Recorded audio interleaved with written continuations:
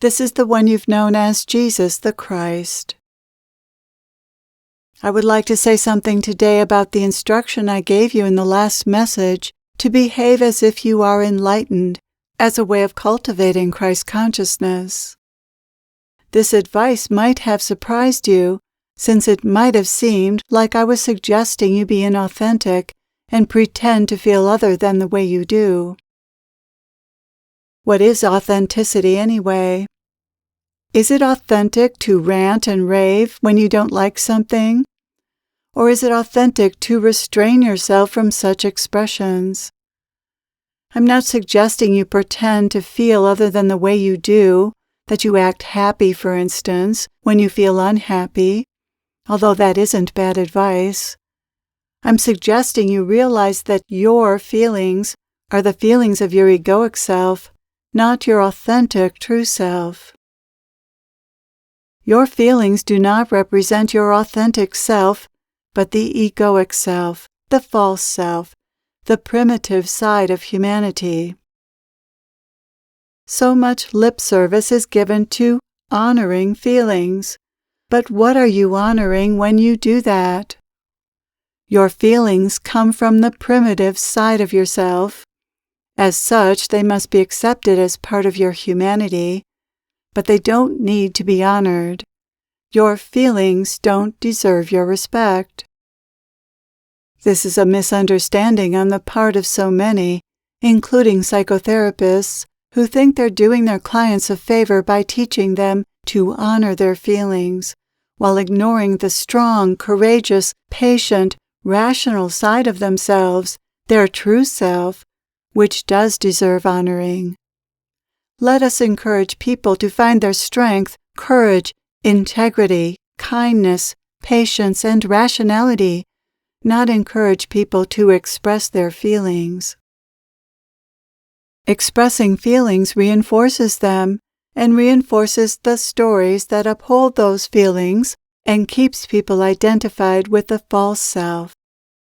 Expressing and acting out feelings keeps people stuck in the past and divorced from what is truly honorable within themselves. The only honorable way to relate to your feelings is to see them for what they are and treat them accordingly. Feelings must be dealt with in the same way you would deal with an out-of-control child. Like children, feelings need acknowledgement, acceptance, and non-indulgence. Feelings need to be sat with, understood, and neither pushed away and rejected, nor acted out. This primitive side of humanity is best dealt with by not giving it your attention or doing what the feelings bid you to do. The wise parent gives the unruly child the needed hug and understanding, but does not indulge the child's bad behavior, which would only reinforce it. I cannot say this enough. It seems that not enough is being said about this by others for this to be clear. Your feelings stem from the ego. They don't serve you. They don't serve your relationships. They don't serve humanity. Feelings need to be acknowledged, understood, accepted, and mastered so that they don't drive your behavior or speech.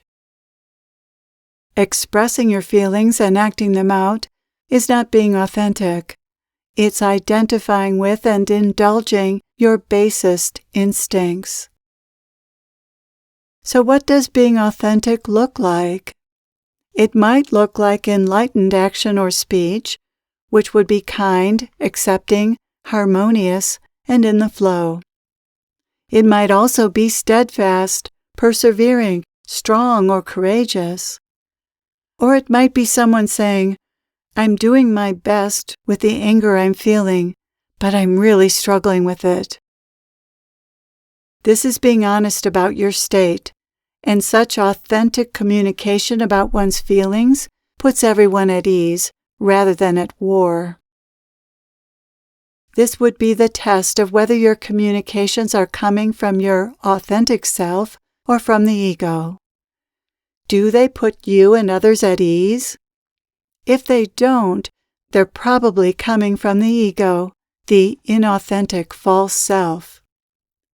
This is a good and simple guideline for your speech and actions. How do you feel after you've said or done something? The answer to this isn't a feeling in the conventional sense, an emotion, but a sense of your energy. Is it open and relaxed, or contracted and tight? Check with your body, and it will tell you whether you're aligned with your authentic self or the ego. In every moment, your body registers this. Learn to notice how your body feels as you interact with others, move about your day, and think certain thoughts. This is your innate guidance system letting you know if you're aligned with Christ consciousness or not. Let this sense of contraction or relaxation, not your emotions, guide your actions and speech. The instruction to behave as if you are enlightened as a way of cultivating Christ consciousness is a very practical instruction. Just as thoughts have an effect on the body behaving a certain way affects one's mental state. If you modify or ignore your thoughts, your behavior will change, and if you change your behavior, your mental state will change accordingly.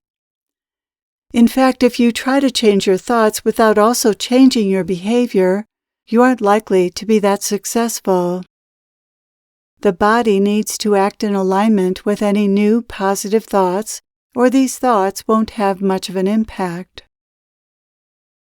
Smiling is an excellent example. If you don't feel happy, then even if you think happy thoughts, you may not feel any different. But if those thoughts are accompanied by a smile, some deep breaths, and a spring in your step, and a friendly hello to others, your state is much more likely to shift. In fact, it's been shown that smiling alone changes your brain state, as does breathing deeply. Choosing to behave in certain ways makes creating and maintaining a positive state of mind much easier. That's one of the benefits of behaving as if you're enlightened. But this instruction is more powerful than that. When you behave as if you are enlightened, and you become more positive as a result, you stop being at the mercy of the ego. Behaving as if you are enlightened makes you feel good about yourself and in general. Being good feels good. Whatever you do that makes you feel good is very important for your well-being. The egoic state could be summed up as a state where you don't feel good about yourself and you seek ways, usually ineffective ones, for feeling better about yourself. Trying to feel good about yourself becomes a driving force, shaping your life and interactions with others. This is the life of the ego. Living in such a self-centered way is highly unsatisfying and contributes to the problem of not feeling good. You will never feel good for long if you're focused on yourself. On the other hand, when you behave as if you're enlightened, you feel good about yourself, and you're no longer caught in this trap. You are freed to continue to do things that make you feel good, not just good about yourself, but good in general. Behaving as if you are enlightened, being good, results in feeling good, and that is the power behind behaving as if you are enlightened. Faking it results in making it. Faking it is how you get from one state of consciousness to another. This is one of the secrets to spiritual transformation. The behaviors I'm talking about imitating are ones that an enlightened person would naturally express and engage in. Acceptance, kindness, gentleness, patience, attentiveness, compassion, gratitude, loving everything just as it is, rejoicing in being alive, and joyfully doing what needs to be done. To be clear, I'm not suggesting you pretend to be enlightened when you're caught in your ego. I'm talking about changing your behavior, not imagining that you are enlightened or taking on a pretend role of the enlightened one. Don't pretend to be good. Do good. Find ways to express your goodness in the world. Be happy, be loving, and express that happiness and love. Do what fosters peace and love within you and others. That's how to behave as if you're enlightened. Or act as you imagine I would act. You all know in your heart what enlightened behavior is. It is the most loving behavior that can come out of any moment. The ego will use the instruction to behave as if you are enlightened to pretend to be superior to others, which doesn't actually feel good, although it does feel good to the ego. But if you check in your body, pretending that you're more enlightened than someone else is a place of contraction and tension, because it's a place of judgment. Whenever you separate yourself from others in this way, you suffer, because you're not meant to hurt yourself and others this way. Suffering is God's way of telling you that you're out of alignment in your thinking or behavior, that you have missed the mark. That's the meaning of sin. It means that you have missed the mark. Pretending you are enlightened, which is just a fantasy, doesn't take you to enlightenment. So you have to be careful with this instruction to behave as if you are enlightened. If what you're thinking and how you're behaving doesn't lead to you feeling good, open, kind, and relaxed, then examine your thoughts and choose to behave differently. Thank you for being here. Thank you for being open to this teaching. I am with you always.